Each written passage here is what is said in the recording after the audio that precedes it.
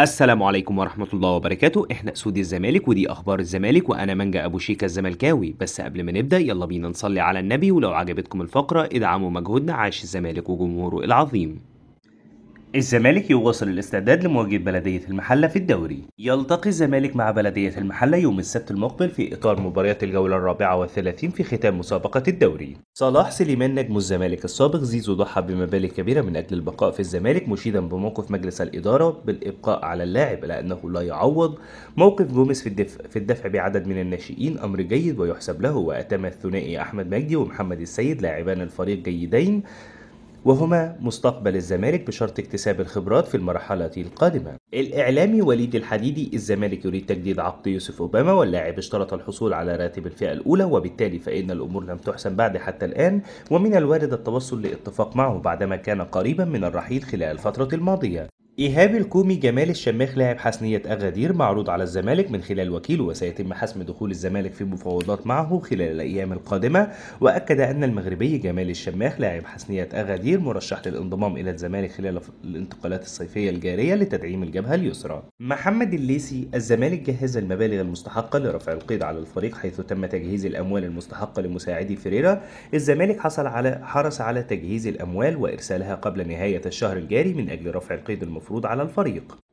اسلام صادق: احد الانديه العربيه الكبيره جدا تواصل مع احمد سيد زيزو علشان يقنعه بالانضمام للفريق بمبالغ خياليه، والنادي عن طريق الوسطاء عرض على زيزو مبلغ كبير، وهيكون بعد نهايه عقده مع الزمالك بحيث ينضم في صفقه انتقال حر. وللعلم النادي ده مش نيوم او العربي، ده نادي عربي كبير وجماهيري. زيزو بياخد 20 مليون من الزمالك صافيه الضرائب، اللاعب طلب من الزمالك 40 مليون جنيه صافيه الضرائب علشان يجدد للزمالك، وجلسه والده مع حسين لبيب تحسم الأمر. محمد الليثي: الزمالك استقر بشكل نهائي على خوض بطولة كأس مصر بتشكيل مكون من اللاعبين الشباب وبعض لاعبي الفريق الأول، وجوميز سوف يحصل على أجازة في البرتغال ولن يقود الفريق في بطولة كأس مصر. وجوميز استقر على منح أحمد مجدي وأندري بيكي القيادة الفنية للفريق في بطولة كأس مصر. محمد الليثي: الكرة في ملعب يوسف أوباما. اللاعب عقد جلسة مع نادي بيراميدز واتفق على كل شيء، لكن تم الاتفاق بين أوباما وبيراميدز على إنه في حال وصوله لاتفاق مع مسؤولي الزمالك سيتم إلغاء اتفاقه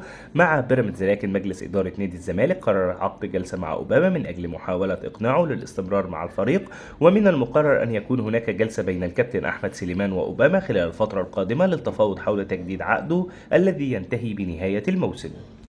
اسلام صادق: الزمالك يواصل مفاوضاته مع اشرف بن شرقي. حسين السيد هو اللي بيتفاوض مع اللاعب، ولكن الاولويه حاليا لمجلس الاداره تجديد عقود اللاعبين. ايهاب الكومي: الزمالك تواصل مع اوباما للاتفاق على التجديد وجلسه خلال الساعات المقبله لحسم الامر.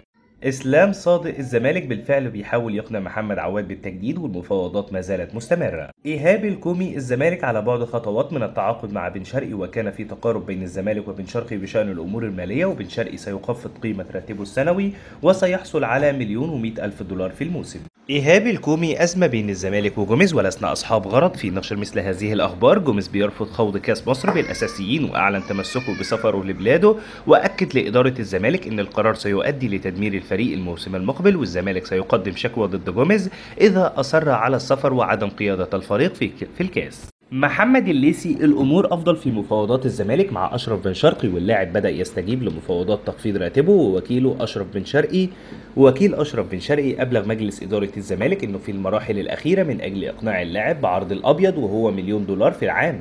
واشرف بن شرقي لا يريد التصرف في قبول عرض الزمالك لانه ممكن يتلقى عرض اقوى، وشيكابالا اجرى اتصالا مع اشرف بن شرقي لمحاوله اقناعه وتقريب وجهات النظر مع مجلس الإدارة، وبن شرقي أصبح قريب من الانتقال لنادي الزمالك.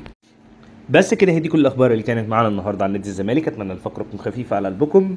ادعمونا بلايك الفيديو وسبسكرايب للقناة، ومتشكرين جدا على دعمكم. لو عندكم أي ملحوظة سيبوها لنا في التعليقات. سلام.